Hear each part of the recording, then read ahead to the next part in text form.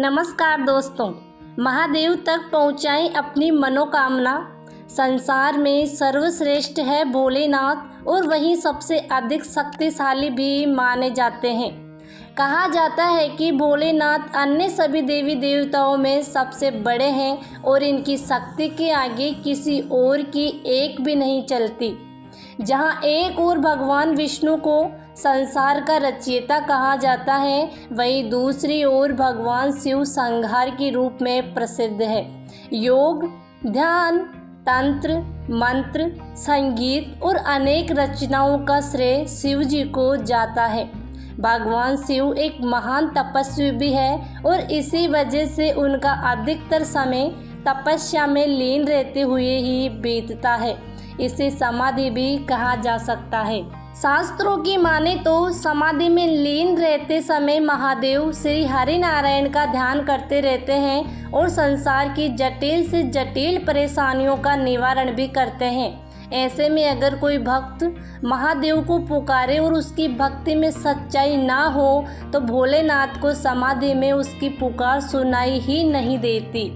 एक बार भगवान शिव के समाधि में लीन होने के बाद मनुष्य तो क्या, स्वयं देवी देवता भी उन तक अपनी पुकार नहीं पहुंचा सकते और महादेव की समाधि तोड़ने का सामर्थ्य और साहस किसी में नहीं है। कलयुग में तो मनुष्य इतने सारे पापों और बुरे कर्मों का भागी बन गया है कि उनकी पुकार ईश्वर तक पहुंच पाना मुश्किल ही नहीं, असंभव होता है।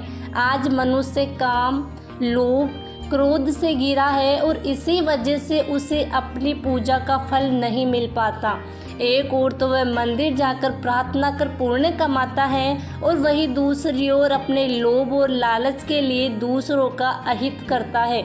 ऐसे मनुष्य का ईश्वर कभी भला नहीं कर सकते। जब महादेव समाधि में लीन होते हैं तो ऐसे में आपकी पुकार उन तक नहीं पहुंच सकती, लेकिन एक छोटा सा उपाय कर आप अपनी बात महादेव तक पहुंचा सकते हैं। जब भी आप महादेव के मंदिर जाएं तो अपनी प्रार्थना करते समय नंदी महाराज के पीछे खड़े हो ताकि आपकी मनोकामना को वो भी सुन सके।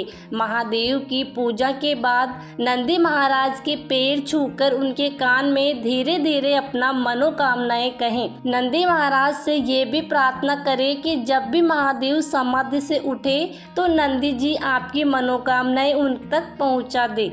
नंदी महाराज की दाहिनी ओर कान में मुंह लगाकर बोलें और अपने एक हाथ से बाएं तरफ के कान को बंद कर दें ताकि एक कान से सुनी गई बात दूसरे कान से ना निकल जाए। ऐसा करने से नंदी महाराज के पास आपकी मनोकामनाएं पहुंच जाती है और जब भी महादेव समाधि से उठते हैं तो नंदी महाराज आपकी बात उन तक पहुंचा देते हैं।